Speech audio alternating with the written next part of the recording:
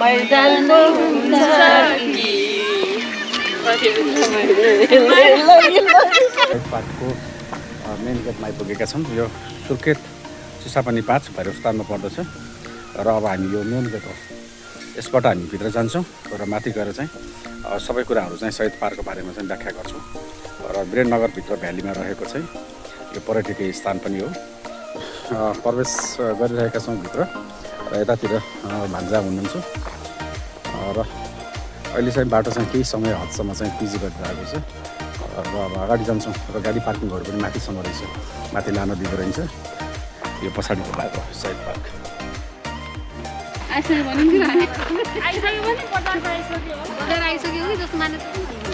यतै जस्तो लाग्छ मलाई फेरि फेरि केटा थिएन अरू बेला माथि जानु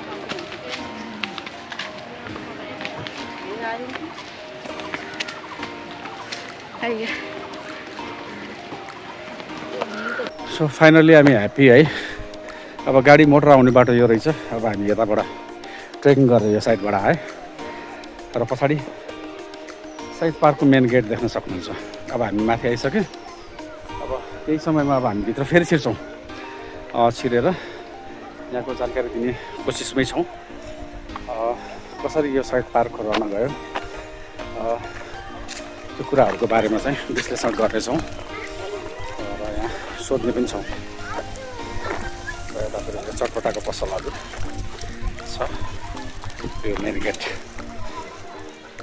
अब हामी चाहिँ गेटभित्र प्रवेश गरिसकेका छौँ र यो तल्लो साइड चाहिँ चिल्ड्रेन पार्क बच्चा बच्चीहरूलाई चाहिँ हिँड्नको लागि अति योग्य भएको ठाउँ हो यो पछाडिको। र बाँकी चाहिँ यो माथिल्लो साइडहरूमा चाहिँ पानीको फवाराहरू राखेको छ। यो साइडमा टिकटकहरू बनाउनेहरूको चाहिँ छ र के छ यसको बारेमा चाहिँ सबै चिजहरू हामी एक एक टुक्रा टुक्रा गरेर चाहिँ हामी क्याप्चर गर्नेछौँ। त्यो सबै देखाउन जानेछौँ।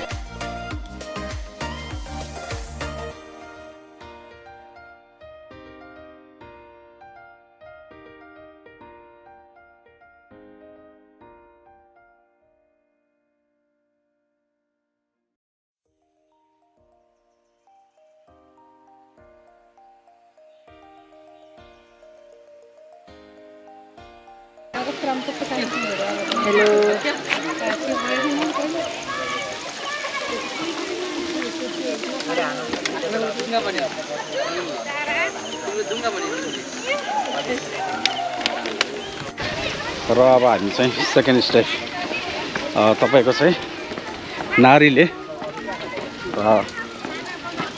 पानी खुवाइरहेको अचम्मको एउटा दृश्य छ। त्यो दृश्य पनि हामी तपाईँहरूलाई चाहिँ यो भिडियोमा चाहिँ कैद गरेर देखाउन लागिरहेका छौँ। पछाडिपट्टिको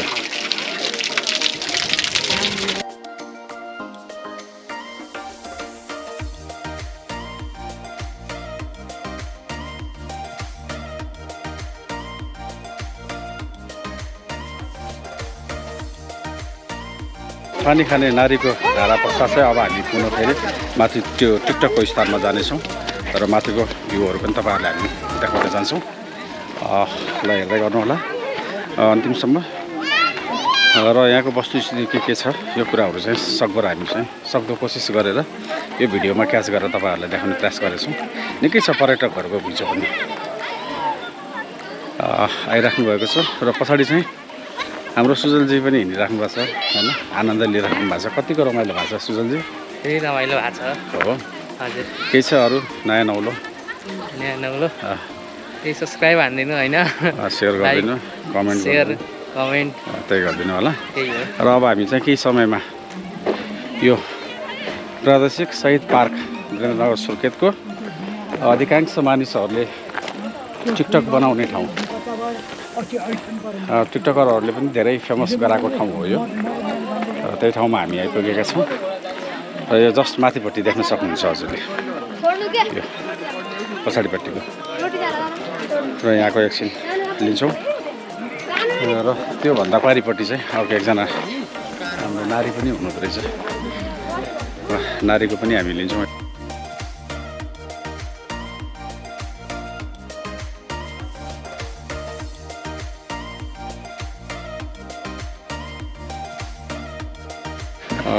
ल साथीहरू चाहिँ आज हामीसँग चाहिँ यहाँको यस शहीद पार्कको स्टाफ प्रदीप भट्टजी हुनुहुन्छ।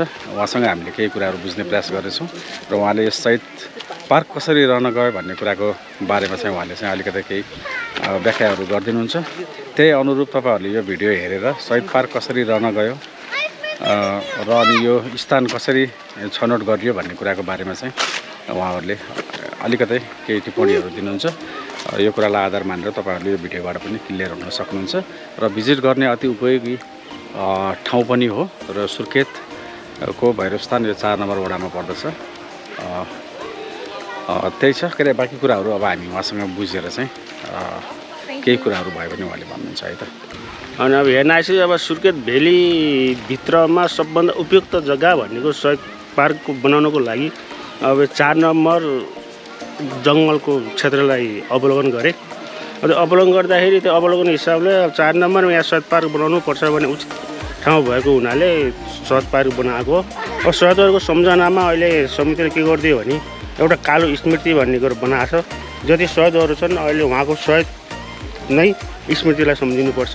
त्यसपछि अब पछि समितिले अब शहीदहरूको नाम लेख्न सक्ला अथवा त्यो उसमा स्मृतिमा अथवा पछि अब शहीदहरूको मूर्ति बनाउन सक्ला। त्यो त पछि समितिले के सोचिरहेको छ।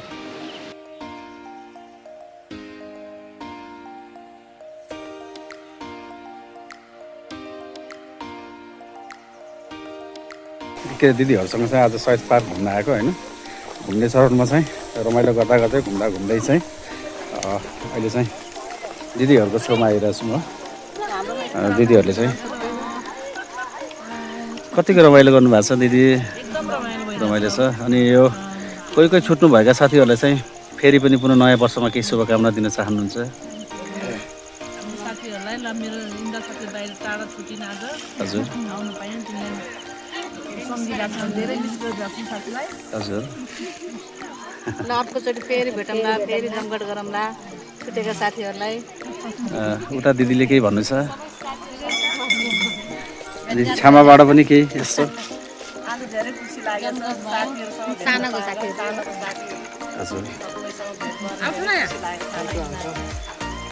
शहीद पार्कको घुमाइ निकै रमाइलो भएको छ। यतातिर छ्यामा यता दिदी सबै मेरो दिदीहरू। म मात्रै खुच्चे एउटा भाइ रहेछु कि।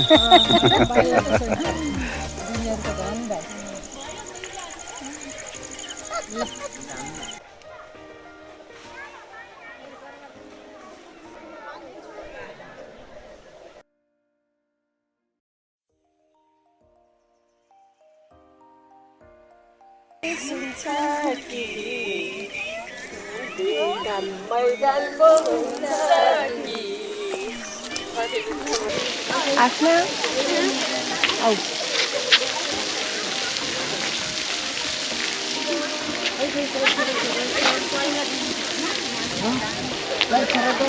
छोरी रमाइलो भएको छ है हो। अनि सुजल भान्जालाई पनि रमाइलो भएको छ। मलाई पनि रमाइलो भएको छ। लास्टै दामी छ नि ठाउँ त है घुम्ने जस्तो। आज कति दिन भयो हामी घुम्न लाग्यो? 3-4 दिन भयो। 4 दिन भयो। ल यही हो है पछाडिको भ्यू चाहिँ मजाले यो भिडियोबाट हेरिदिनु होला तपाईँहरूले होइन। देखाउँदै गइरहेका छौँ। त्यही हो साथीहरू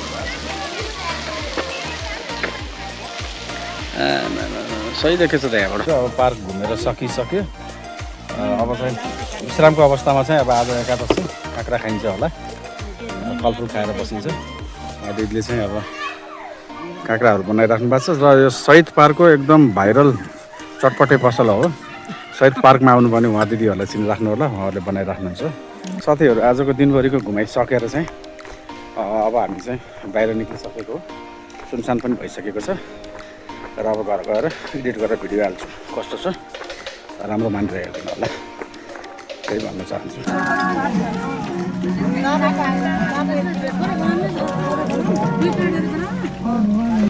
नमस्कार। आज हामीहरू यो वीरेन्द्र सुर्खेतको शहीद पार्कमा घुम्न आएका थियौँ। हामी बचपनको साथीहरू, स्कुलदेखिको साथीहरू आज धेरै रमाइलो भएको छ। हजुरहरू पनि आउनु होला, घुम्नु होला, रमाइलो गर्नु होला र सजिलो च्यानललाई लाइक गर्नु होला, सेयर गर्नु होला, सब्सक्राइब गर्नु होला।